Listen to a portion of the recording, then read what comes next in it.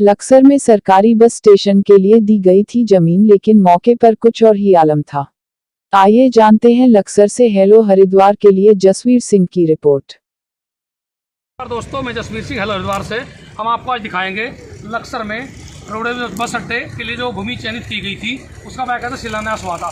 जहाँ मैं मौजूद हूँ इसके पीछे पूरी ज़मीन जो है ये करीब 15 बीघे का एक प्लॉट है, जिसे सरकारी बस अड्डे के लिए चयनित किया गया है और इस पर बाकायदा विधायक संजय गुप्ता द्वारा इसका शिलान्यास कर दिया गया था। शिलान्यास को भी करीब एक पखवाड़े जाते यानी कि 15 दिन से ज़्यादा का समय बीत गया है, लेकिन अभी तक एक ईंट भी यहाँ नहीं लगी, यानी कि अभी इसका निर्माण कार्य शुरू नहीं हुआ। जबकि शिलान्यास के दौरान कहा गया था कि अब आज से ही इसका निर्माण कार्य शुरू हो जाएगा। अब मैं कैमरामैन से कहूँगा दिखाएं, वो शिलान्यास का जो मिट्टी का ढेर है, इसके नीचे जो ईंट है वो शिलान्यास की गवाही दे रही हैं। इसके अलावा हम आपको बताएंगे कि जिस तरह से इस पूरे क्षेत्र में रोडवेज बस अड्डे की ज़रूरत है वो कहीं ना कहीं किसी से यानी उससे कोई अनभिज्ञ नहीं है। वजह यह है कि लक्सर एक ऐसा क्षेत्र है जो कम से कम 3 बॉर्डर से जुड़ा हुआ है। उत्तर प्रदेश की यानी कि मुजफ्फरनगर से जो खानपुर से जोड़ता है, दूसरे बिजनौर यानी यदि कहा जाए सहारनपुर, बिजनौर और मुजफ्फरनगर 3 तरफ से यहाँ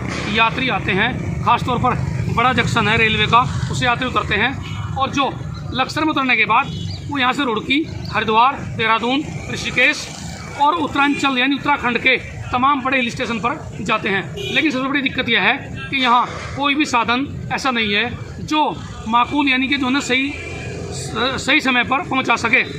ऐसे में यात्रियों को बड़ी दिक्कत हो रही है और कहीं ना कहीं बस अड्डे की महती ज़रूरत है। तो क्या कहा जाए, इसे क्या कहेंगे कि कहीं ना कहीं सरकार की आक्रामकता कहें या फिर प्रशासन के उन अधिकारियों की लापरवाही कहें जिनके ऊपर ये जिम्मेदारी है।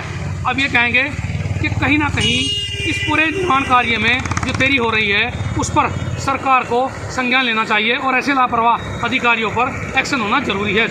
विधायक संजय गुप्ता भी शिलान्यास के बाद इधर आकर झांकते भी नहीं है, पता नहीं क्या वजह है, क्या वह है। उनसे एक बार बात भी की गई तो उन्होंने कैमरे के सामने कुछ भी कहने से इनकार कर दिया है। अब आने वाले दिनों में जब कभी हेलो हरिद्वार को मौका लगेगा तो उनसे बात करेंगे और उस पर सवाल जवाब भी किए जाएंगे। जसवीर सिंह, हेलो हरिद्वार।